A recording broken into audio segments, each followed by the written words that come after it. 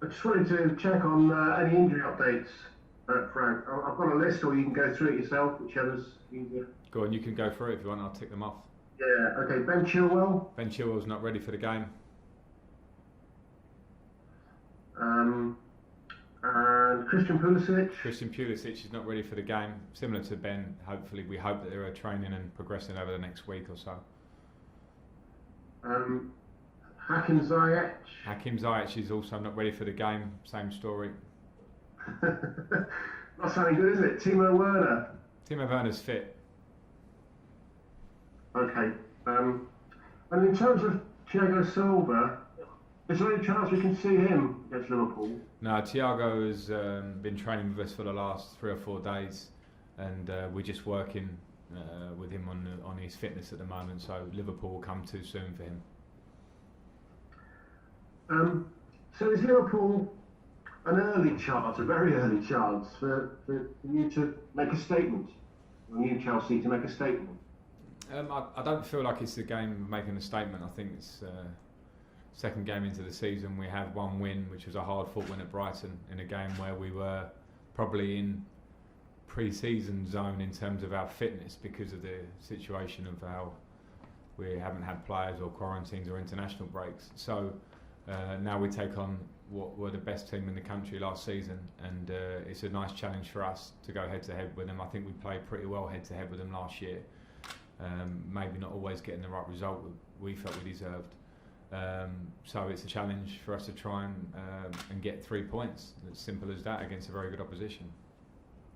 Very early, so it's probably not the fairest of questions. But in your opinion, from what you've seen so far, the changes that have been made to various clubs in the window, are Liverpool still going to be the team to beat if you want to win the title?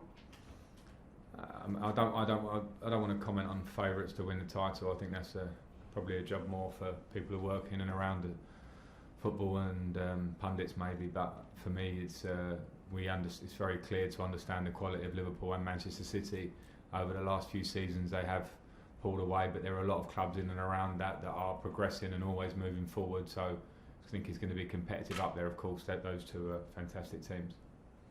This way you come into the game, particularly into the coaching game, these kind of matches.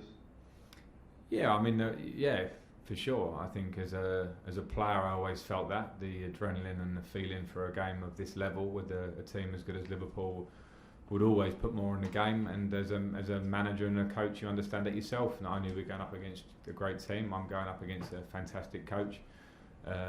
So you want to do well in them. That's what we're in it for. Hi Frank. Hi John.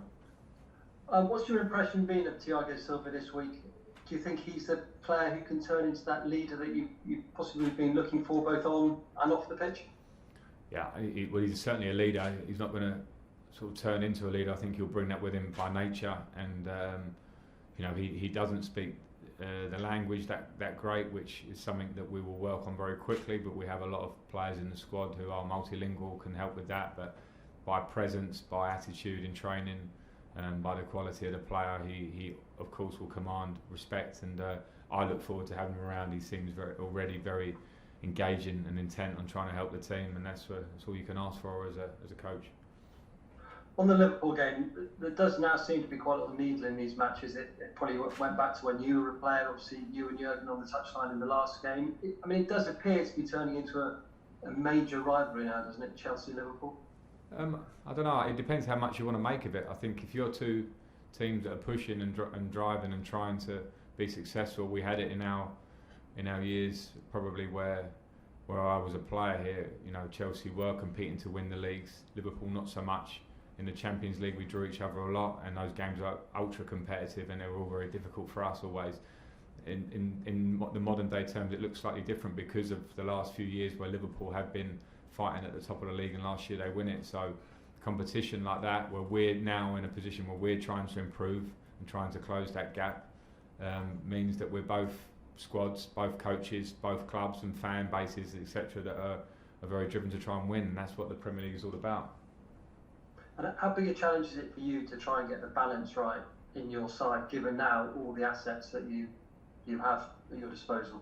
Yeah, that's a challenge for I think any any coach in the Premier League, because every squad now has to have 20 plus players to handle, particularly if you're fighting on all levels of competition, to handle the endurance test that is the season. So trying to find the right balance of the squad is something that I think last year we were searching for a lot, because we couldn't make, and I couldn't make, changes that would have maybe changed how we look slightly, and maybe would have brought us some, what I maybe felt would be better balance. I think this season we hopefully will move towards having a real good balance between the squad, but we must give that some time, because when we've brought in players now, we haven't had a pre-season, there's no doubt about that.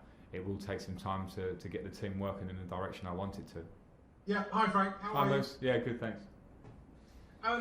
You were close to Liverpool last year in the Super Cup, home, where won the free kick from Trent Alexander-Arnold, won the game, and in that very crazy game at the end of the season at Anfield.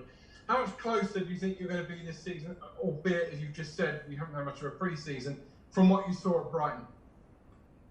I wouldn't relate it to Brighton, Moose. I think that the positive of Brighton was that we showed a real resilience and an organisation about us, and we won a game against a very difficult opposition that I think were ahead of us in fitness levels. So there are a lot of things I know we can improve on from Brighton. I'm very aware of that, and the players will feel that, and some of them afterwards felt like they were striving for fitness because of lack of games and training time.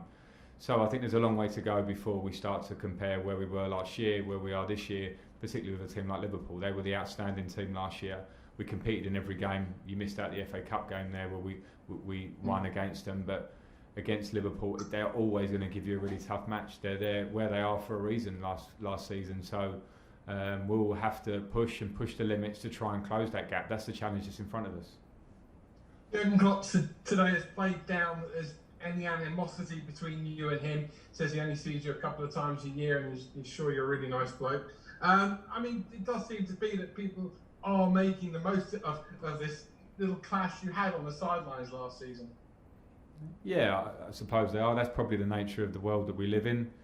There's a lot of airtime for you on TalkSport to have to fill with these sort of rivalries. So I understand that sometimes that they can be scrutinised in every possible way. I just reiterate what Jürgen Klopp said from his part. I've got a huge amount of respect for him as a manager. I always have done. What he's done in Liverpool in the course of time that he's been there has been incredible, and that's him. That's on him as the focal point of the club and the individual talent they have in that squad that they've brought in. So there's nothing in it for me. The competitive nature of the 90 minutes can always slightly boil over in different directions. The respect I have for Jürgen Klopp would never change. Hi Frank, thanks for your time. Obviously, a few of the pundits on Sky had some things to say about Ruben Loftus-Cheek and suggesting that he hadn't taken his chances, but we all know that he's had really tough time with injury, and he's still working his way back, isn't he? What were your thoughts on that? Do you think it was a pretty unfair assessment of Ruben? Do you think it's too soon to judge him, given everything he's had to deal with, and the fact that you've touched on it before, haven't you, that he is working his way back still? Yeah, I know Ruben's story probably second best at how he knows it, but Ruben had a terrible injury, an injury that he worked very hard to come back from over the course of last season. Was just about fit to start playing under 23 games when lockdown came in, worked incredibly hard in restart, got a start against Aston Villa, was due to start against Bayern Munich in the last game of the season, but had a bit of an issue on the day of the game. Trained brilliantly to get fit again for the start of the season, and I think the if there is harsh criticism of him in the game against Brighton, then it is certainly very harsh, because to come back from an injury like he has been difficult for him, and he's put a lot of hours into it, and he's a hugely talented player, a great lad. So there will be lots more to come from Ruben Loftus-Cheek. Unfortunately, the nature of this game is very reactionary, and people will say it as they see it, but knowing Ruben's story behind the scenes, then he's fought back really hard to get where he is, and he's a very, very talented player. Hi Frank. Timo Werner and Kai Havertz both did interviews this week, and both suggested it's important for them to find the right positions in the team. Do you feel they're in the right positions at the moment, or will that be a matter of seeing how they go? Well, we've played one game, so it's hard to. They both have a flexibility in how they play for their previous clubs. Kai Havertz played probably pretty much most of his games as a right-sided winger, a number 10, and occasionally as a number 9 and number 8 earlier in his career. Timo Werner's played as a left winger, one of two strikers, a sole striker for both country and for club. So of course that's going to be something that will remain slightly flexible. We'll try and find the right balance of the team as a whole, and they're going to add a lot no matter what position they're playing. Frank, one thing you and Jürgen Klopp have in common is your connection to the fans. We go into another match day behind closed doors. The Premier League issued a statement to the government asking them to remain committed to the 1st of October for a return to fans at a limited number. You were at the test event with Brighton, so your players got a sense of what it was like to have the fans back. How much do you back that statement with the Premier League? How desperate are you and your players to have the fans back now? Well, we're desperate to have the fans back. I mean, who isn't on either side? Fans, and for us who work in the game included, because this is, you know, part of the beauty of the Premier League is the rivalry and how much we love our clubs and love working for our clubs. I certainly do. And it's not a conversation that I can go too deep on at the moment, because safety and health, as we've found out in the last 6 months, is absolutely number one consideration for everyone. And then when you go one level further, then you say, yes, we want to come back and watch football. So the right balance has to be struck. I understand the Premier League are very keen for it. I understand the government want to do it in the right way. Let's hope that we can do it safely and do it at the right time and the right pace, and get our game back to where it was before.